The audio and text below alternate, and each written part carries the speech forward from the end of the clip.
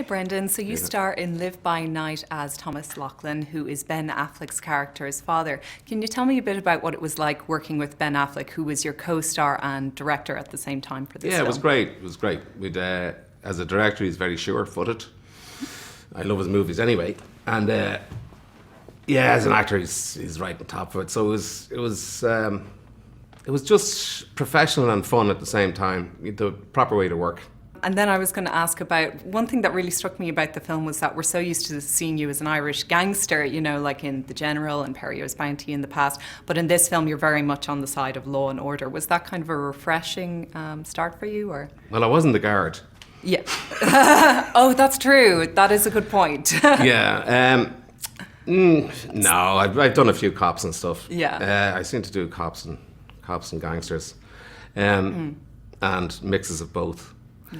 There are a lot of cops and robbers, I guess, because conflict is drama, right? So it's an easy thing, you know, two sides of the fence. But this was good because it was a kind of it was a man who was watching his son take a particular turn in life that wasn't exactly nice to watch. And what was interesting about it was that he, you know, obviously this guy had come back from the First World War, Ben's character, and had become utterly disillusioned about the whole notion of being told to live by the rules. And then went off in a different place that was leading towards a different kind of hell.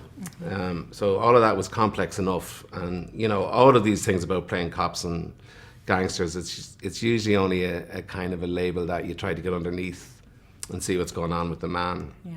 Because that actually feeds into the next thing I was going to ask you about, which is, like, do you prefer playing the good guy or the bad guy? Or for you, is it more important to have, like, that complexity in the role? Yeah, I mean, I think I've said it before, but it's like I always look for the good and the bad and the bad and the good. You try to offset the common, you know, the perception of the person that you're getting. You have to see there's more to it than that, because otherwise everybody gets dismissed as this or that.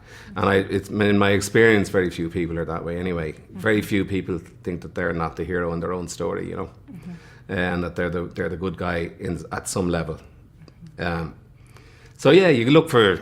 I enjoy complexity like that. I think there's more truth in it.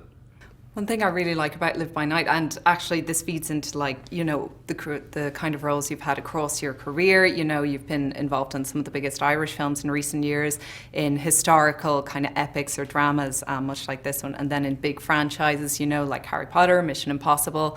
What's the role that you're still the most recognised for when, say, you go out on the street? Depends on if I have the beard or not. Yeah.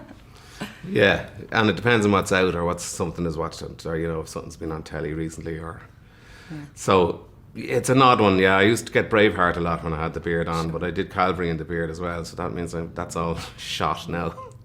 But I suppose, yeah, it depends on what's kind of in vogue and in people's heads. You know, you never know what's going to come out of people.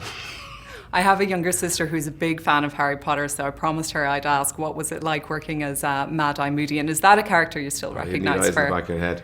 Yes. You would. It's like, it was great because it kind of brings, like, I'm playing Knuckles McGinty now in Paddington 2, which is like, when you go back into the world of teddy bears and, you know, kids and wizards and all stuff like that, there is a reliving in some odd way of either when your kids were small or when you were small or something. There's a different way to look at the world when you're younger. And I love it, I have to say. And Harry Potter, I was worried about the kids being brats, and they were lovely. And after that, it was just a joy. You know, for a lot of reasons, there was a kind of a magic about it, and people were very protective of it, that the magic was maintained and that it had integrity, you know. It was great, I have to say. And then another film that's out at around the same time as Live by Night is Assassin's Creed. Can you tell us a bit about your involvement in that was Michael Fassbender. I'd worked with him as his father in Trespass Against Us. Trespass Against Us, yeah, that's right. Yeah, and then he asked me would I do it in Assassin's Creed, and I said okay, and I had seen, have you seen Snowtown that Justin directed? It was like unbelievable. It's not the kind of film that I generally are mad about. I'm not a gamer and it's kind of coming from a video game. So, but this guy is a different director altogether, and Michael is a different sort of an energy. It's always interesting what he's going to do, Michael. He's just he has a kind of an intensity and sort of an intellectual sort of vigor. He has a kind of a maverick mindset, and at the same time something that really understands the convention of film. I mean, he's a star, but it's also, you know, he's got a very interesting kind of an energy. And I was delighted to go back and do that, you know. And Assassin's Creed was odd, as I say, it's not generally my kind of thing. But I watched one of the fight sequences, and it was the best thing I'd seen since Braveheart. It was like, this is serious stuff. It's really, really, so I'm kind of really fascinated to see what it's going to be like. Brilliant, Brendan. And then my very last question for you is just looking to the future. Is there any, say, dream role or project you haven't done with, or say an actor or director who you've worked with in the past who you'd love to work with again? I would have loved to work with John Boorman again, but I think he's hung up his camera. And there's loads of people I'd love to work with again, and people I'd love to work with. I just have to see the way it falls. You can't be holding your breath waiting for stuff that might happen, really. I think that's the first lesson you have to learn on this thing, is that you have got to go and see what's available and doable now. You know, I was hoping to do a film a couple of years ago to direct. That didn't happen. It may happen again. I have no idea. But in the meantime, just try and live in the moment. See how it goes. That's great, Brendan. Thank you very much. Thank you.